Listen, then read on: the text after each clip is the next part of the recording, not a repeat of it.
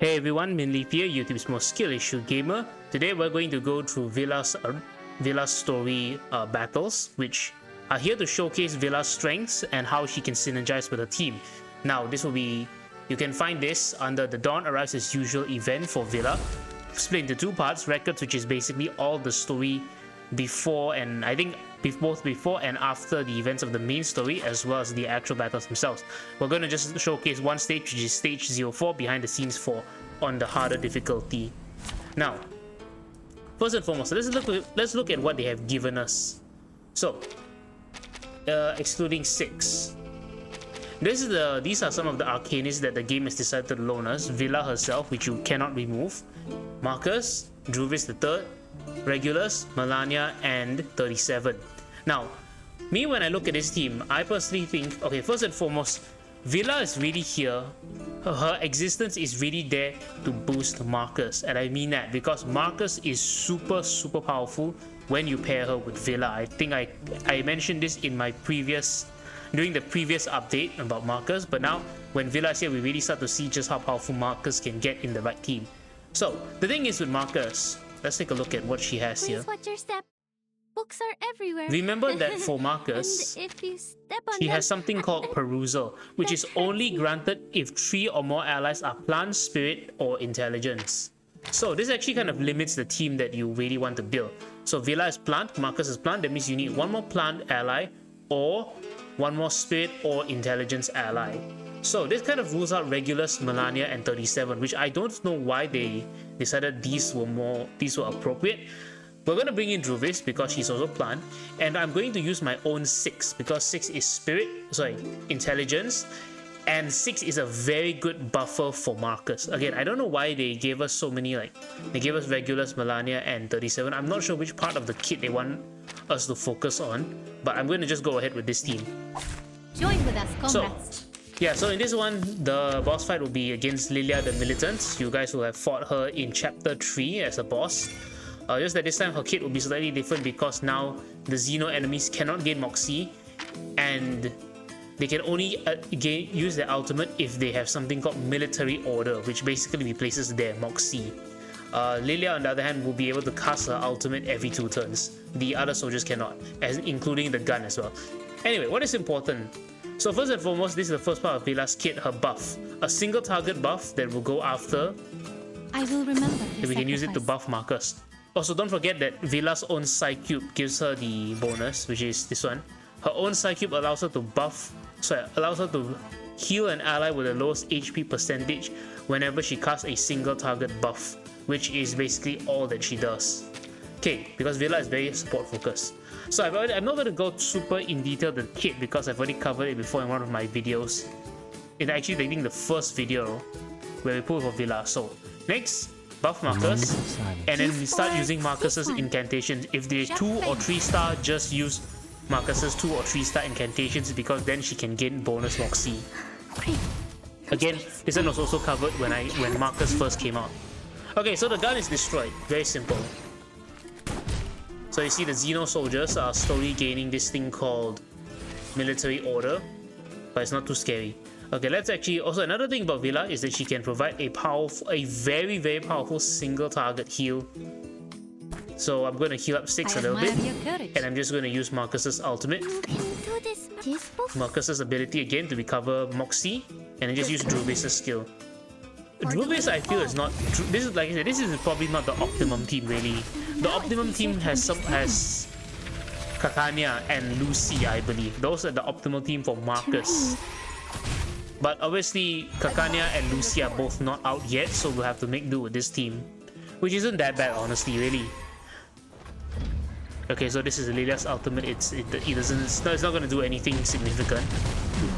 Cheer up. Yeah, that really didn't do much. Okay. Wow, that was a lot of attacks. Okay, most important thing about Vila is that her ultimate is very powerful. First of all, mass buff. Second of all, a cleanse for your allies. Then thirdly, she gains something called Rusalka, which is very important. What happens with Rusalka is all of Vila's all of her incantations get buffed heavily, and she also gains a versatile card share at the the same start dream. of every versatile incantation at the start of every turn, which will grant one ally Moxie and Eureka, and you already guess where this is going. Okay, so let's just cast that ultimate. Let's also Are we cast. going to need it? Actually no, don't target her. Okay, so first We share Vila, the same dream. and then we'll just start chipping down some of these Xeno soldiers Are we willing to need with it? Marcus. Let's heal 6 up a admire bit your too, courage. and 6 debuff. 6 actually has a very good Your brighter ultimate. His future. ultimate is extremely Whatever. powerful, but yeah, that's not the highlight of this episode. Okay, so Vila, that ultimate is pretty cute too. Look how cute Vila is. She's so beautiful. For you and for us.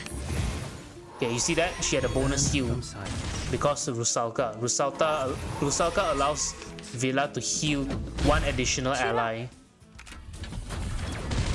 The ally with the lowest amount of HP. Okay, these guys are. That guy is somehow still alive. That's alright. Okay, so you see this? This is why getting to Vila's ultimate ASAP is super important, because then she can really push the team along. So versatile, this will grant Marcus one Eureka and one Moxie. I'm gonna just use Marcus a little bit here, The moment of silence. and then again try to heal up. I will 6. remember your sacrifice. Oh yeah, I have one more action because remember this is a versatile card. Versatile cards do not take up any AP. Yeah, whatever. Let's just move it here. Like I said, this showcase isn't going to be. I mean, it's very natural if you actually get your hands on Vila and you realize that. Like I said, the greatest strength is Vila supporting Marcus. Okay, Lilia's gonna use her ultimate, but that's it's not gonna do anything. Also, as you can probably guess, this Lilia does not have her second phase, unlike the actual Lilia the Militant in the chapter, as the chapter boss in chapter 3. Yeah, that's it. Okay, now we are going to go and again buff Marcus. Actually, we can use that after Marcus uses her ultimate, so the Eureka and Moxie are not wasted. So first and foremost, let's actually buff 6 himself. Let's use Marcus. Let's grant Marcus the AP. Let's use 6's ultimate, and then just the destruction. 6 will honestly just win this for us. And now it's easier to understand. Explosion. Now 6's turn with his 700%. I don't know how and why they gave him a 700% multiply. That is insane. Look at that. Kablooey. Wait, that didn't do a lot of damage. That was awkward. I was expecting 6 to deal a lot more damage Did though. I miss something?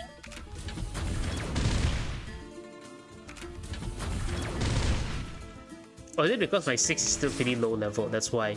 I would actually understand. Hold on. He does have 700% mental damage, which is insane. Oh, 6 or more Eureka. So you have to build up a lot of Eureka.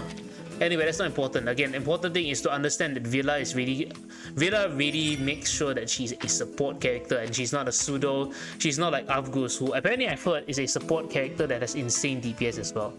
Anyway, just start charging up Marcus as usual. Actually, undo. We can just buff Marcus. And because she has so many strong buffs, it's really good. But don't forget, with her Psycube, she can heal allies whenever she buffs them. Single target buff, which is basically all that she can do. This really does make Vila. This does also have the side effect of making Vila a very powerful healer.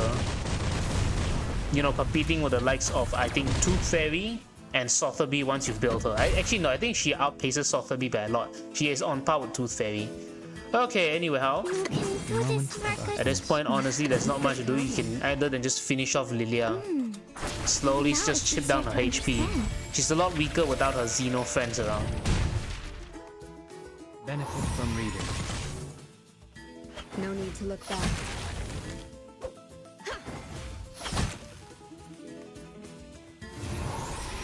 Also, yeah, don't forget, Vila has one passive which that she will heal her allies if she doesn't cast any incantations. Am I correct? Yeah, if having not actively casted an incantation for the round, recover HP for all allies. So technically, this actually even makes Vila very good even when she's stunned or crowd or she's controlled. We Okay, share let's the same continue. dream. Are we really peaceful? Under the moon. That's really, like I said, now at this point, it's just really just chipping down Vila. I hope you guys do understand the mechanics behind Vila though. Again, as a support character, I'm actually very pleased with the kit. I mean, even if it is very obvious that she was built to support Marcus hardcore, I don't think it's a very bad I should thing. excuse myself. Okay, and that's it. Yeah, I have no idea why they give us such a peculiar team composition. Why they're promoting Melania and 37 and regulars. They're not even the correct afflators that helps with Vila and Marcus. So not sure why, but there you go. That is it for this little showcase of what Vila can do. Again, remember guys, she's a support, so don't expect her to do too much damage. Don't expect her to tank a lot, but one thing you can expect is that she has a lot of heal. So yeah, she can basically become your a very powerful healer. Plus she's mental. So if you are building mental teams, I believe Tooth Fairy is also mental. Yes, you can actually take out Tooth Fairy and use in another team, probably a star team, and then have Vila act as your healer. But anyway, that's all for today's episode. Thank you all so much for watching. Short episode, short and sweet. I'll see you guys next time round. Peace out.